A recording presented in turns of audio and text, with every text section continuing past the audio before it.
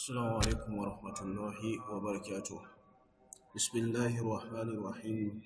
رب اشرح لي صدري ويسر لي أمري واحلل عقدة من لساني يفقه قولي. الحمد لله رب العالمين. Inshallah, today we are continuing from where we stopped in the previous lesson. If you can remember, we were looking at Tarikh al-Qamis, and then we got to this particular point where he was talking about how the farmer cultivates the cotton plant and how dress is made. The main idea is to tell us how dress is obtained from cotton. So he was telling us that a farmer worked for several months. Okay, he says "Ta'iba fihi wa la yastarihu shuhuran." He gets busy, or he gets tired in it, and he doesn't rest for several months. Now he says that فَانْبَثَّ الْأَوْلَادِ مِنَ الْبَنِينَ وَالْبَنَاتِ. When we say imbassa, to spread out. Okay, imbassa means to spread out. So فَانْبَثَّ الْأَوْلَادِ, like Allah says, وَبَثَّ فِيهَا مِنْ كُلِّ دَابَّةٍ. Okay, he spread it daring out among moving creatures. What kind of moving creatures? Okay, moving creatures on the land. Okay, Allah created the earth and then he spread a lot of living creatures. So in batha, like Allah says, wabassa, that one is batha, wabassa fiha min kulli dab. But this form is from the, what is it? Imbassa, like for the thing itself to be spread out. It's also one who's doing it. So imbatha al-awlad, the children spread out themselves. Min al-banin wal-banat, of sons, among sons and daughters, of the farmer. You know, some farmers, of course, when it is time for cultivation, when he's about to harvest, mostly he tries to go with his family to help him. So if he has children, he sends them to the farm so that they can help him. So that's the scenario the author is painting here. The children out of the sons and the daughters, both the boys and the girls, they spread out in the farm. That's why he says in the field. وَجَنَوُ الْقُطْنِ, and then they harvest the cotton. Well, we say jana, okay, jana, yajni, okay, jim, nun, and then alif maksura. Jana, yajni, it means to harvest. وَلَمَّا جُمِعَ الْقُطْنِ, and when the cotton is gathered, okay, ursila ila al-hallaj, it is sent to the hallaj. So they gather the cotton and then they send it to the hallaj. What do you mean by hallaj? Hallaj is the one who they call the cotton ginner. Okay, cotton ginner. That person, he does the separation of the cotton from the seeds, the cotton seeds from the fiber. He separates the fiber from the cotton seeds. That's the one we call the hallaj. He separates the cotton fiber from the seeds. You know, when it is twisted together. If you open the cotton, this and the covering, you see how it is. It just mixed together. You see the seeds and the fiber mixed together. So someone separates it. It is the one they call halaj. The verb is halaja yahliju. Halaja yahliju, to do the separation. That's the verb. So so you can see it here. فَحَلَجَهُ, and then he separates it, the fiber from the seeds. ثُمَّ نُقِلَ إِلَى بَعْضِ الْمَصَالِعِ, then it is transferred. Naqala. Okay, yankulu is the verb. Naqala, he transferred. But when you say nukila, it was transferred. That's majhul. Summa nukila, it was transferred, or it is then transferred. Ila ba'dil masala, then to some factory. Fagozila, then it is spinned. Fagozila, it is spinned. The verb is ghazala. Yakzilu, to spin, the spinning of the cotton. You know, they spin it, the spinning. So that's what them as ghazala. Okay, they try to spin it into long threads. They now turn the cotton wool into thread-like form. That is the ghazala. Okay, so you see a lot of people who do that. Some people do that, and then they have the title al-ghazali. Most of those who have that title is associated with them. So that's similar word origin that they do it. So if you see most of the time people who have it. Some family are known for it. So there will be a family where that's their main job that they do. They are known for that thing. They do that a lot in their family. Maybe that's their source of income. Like they do that as an occupation. Like they weave cotton. And so they usually attach it to their family name, Ghazali. Okay, I know a lot of people who are called Ghazali. And then it is, maybe it may be that that is what they do. And then they have that nasab, that thing attached to their nasab. So فَغُزِلَ, then it is spint. ثُمَّ أَخَذَهُ الْحَائِقُ. ثُمَّ أَخَذَهُ الْحَائِقُ. The ha'iq is the one who does the weaving, the weaver, the one who weaves the cotton. Okay, ثُمَّ أَخَذَهُ الْحَائِقُ. The weaver, the cotton weaver, he now take it after they have separated, and then they have spin it.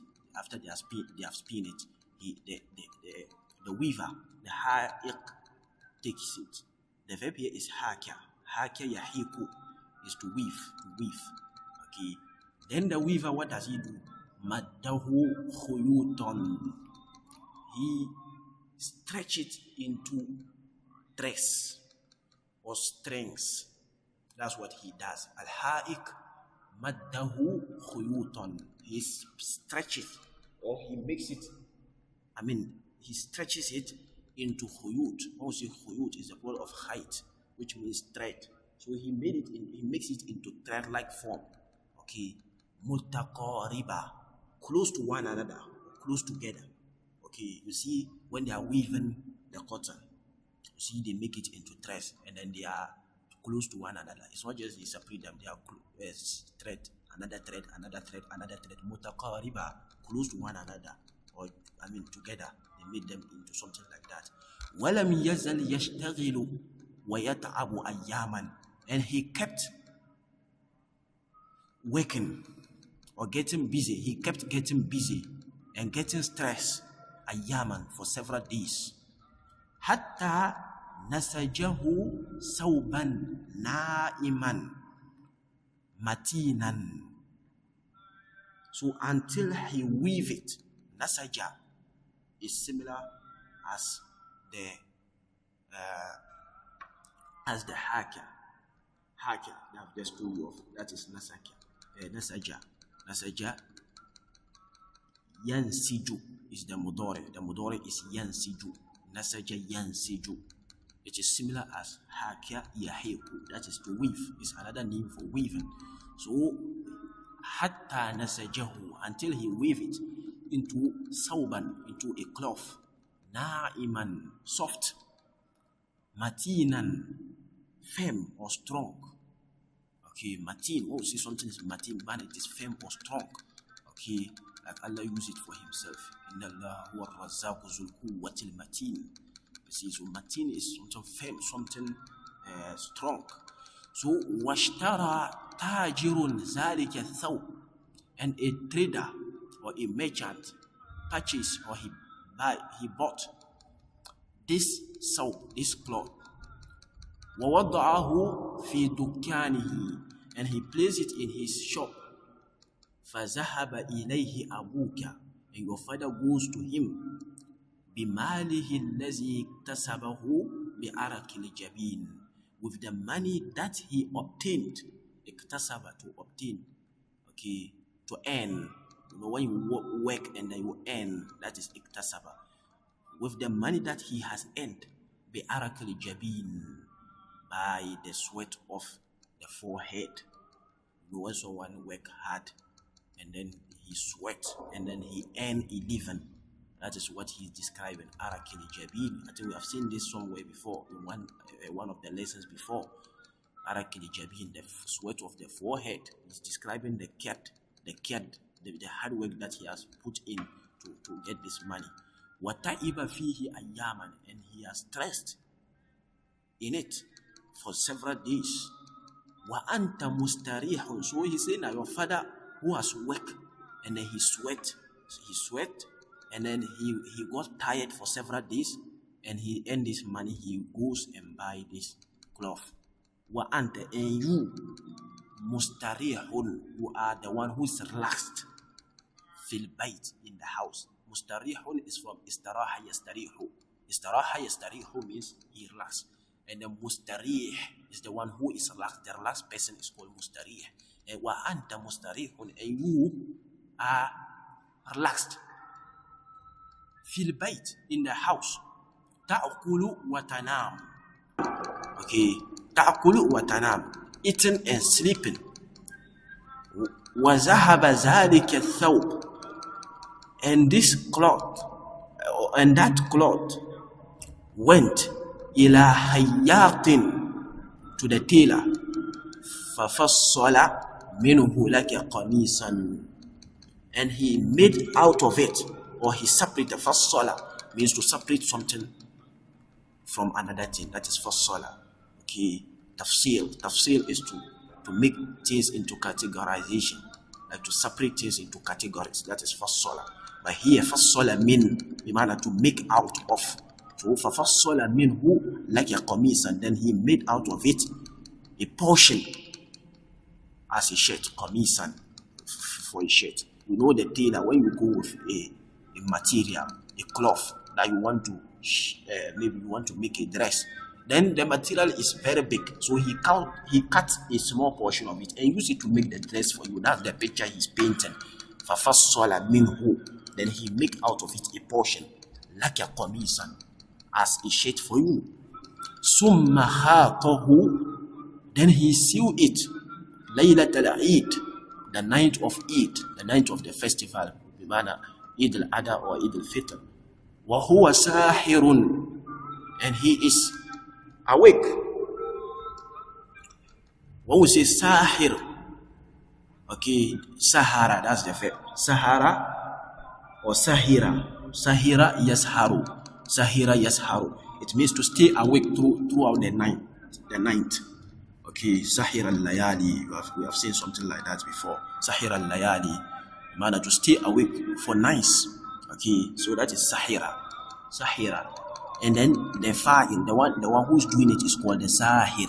The one who is awake throughout the night is called the sahir. So that's why he's saying wa huwa sahir. Okay, and he is the one who is awake. The man, he does not sleep. Of course, those who are doing that work, especially when it comes to eat, you see them, they don't sleep. They have a lot of work load on them. So sahir, that's what he's saying here. I think this word, similar word, comes in the Quran.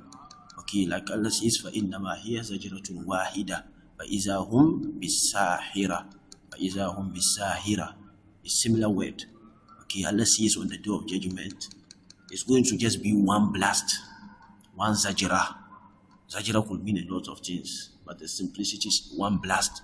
And then all of them out of nowhere, all the people who are sleeping.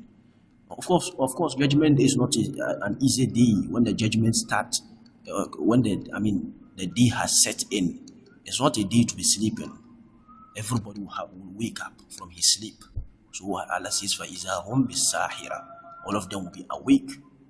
This is a great day, يَوْمٌ عَظِيمٌ. This is what it is. So that's a similar word there. فَإِذَا هُمْ بِالسَّاهِرَةِ. Okay, so sahir is the one who is awake. Okay. Wa anta fi firashika na'im, and you are in your bed. Firash means something you lay on the ground to rest on it, whether mattress, whether bed, whether whatever, that you lay on the ground to rest on it. Wa anta fi firashika na'imun, and you in your bed, you are sleeping in your bed. You are the one sleeping in your bed. وَجَاءَ إِلَيْكَ الْقَمِيصُ, and the shirt came to you, مِنْ غَيْرِ تَعْبٍ, without any stress, minka, from you, وَشُغْلٍ, and work. It came to you without any stress of your part, on your part, and work. أَفَلَا يَجِبُ عَلَيْكَ, isn't it necessary, or isn't it incumbent upon you, and taqula iza labistahu, that you say when you wore it. So isn't it incumbent on you to see this, what he's coming to say, this dua, when you wear a new shirt? That's what he say literally. Allahumma anta kasawtanihi, oh my Lord, you are the one who has clothed me with it. Kesa is the verb here. Okay, kesa yaksu, to clothe someone, to wrap something on to wrap something around another thing. That is kesa. Like Allah says, وَكَسَوْنَا الْعِظَامَ لَحْمًا. Okay, وَكَسَوْنَا الْعِظَامَ لَحْمًا. Allah is describing the stages of the growth of the child. Okay, from the sperm until development, where he will be born by his or her mother. So Allah is describing the process. One of it is the child will now be at a point the child is just bones. Then Allah says, وَكَسَوْنَا الْعِظَامَ لَحْمًا. We wrap around the bones, flesh. We use flesh to wrap around the bones. So that is kesa. Kesa, as I said, to clothe something, to wrap something around another thing. That is kesa. So he said, Allahumma anta kesawtanihi. You are the one who have wrapped me with that clothes. Literally, if you are wearing clothes, you have wrapped it around yourself. Wa albastanihi. And you make me wear it. Okay, albastanihi. Min ghayri hawlin minni. Without any ability or might from me, wala huwa, no strength. As'aluka khayrahu, I ask you for his goodness. Wa khayra ma suni'a lahu, and the good it was made for. Wa a'udhu bika min sharrihi, and I seek your refuge from his evil.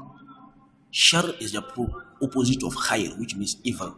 Evil that has the ability, or evil that has the capability to cause harm. That is what we term as shar. Wa sharri ma suni'a lah, and the evil of what it was made for. So this is a very beautiful dua that he says is incumbent on us to say it when we are wearing a new dress. Of course, the new dress is a ni'mah. The dress itself is a ni'mah from Allah. Okay. أنزلنا عليكم لباسا يواري سوآتكم وريشا. Like Allah says. So the cloth itself is a ni'mah from Allah. You know, it's a ni'mah from Allah. Of course, it's a ni'mah from Allah. So, inshallah, this is the end of this particular lesson. جزاكم الله خيرا وبارك الله لي ولكم في القرآن الحكيم. ونفعني وإياكم بالآيات والذكر الحكيم.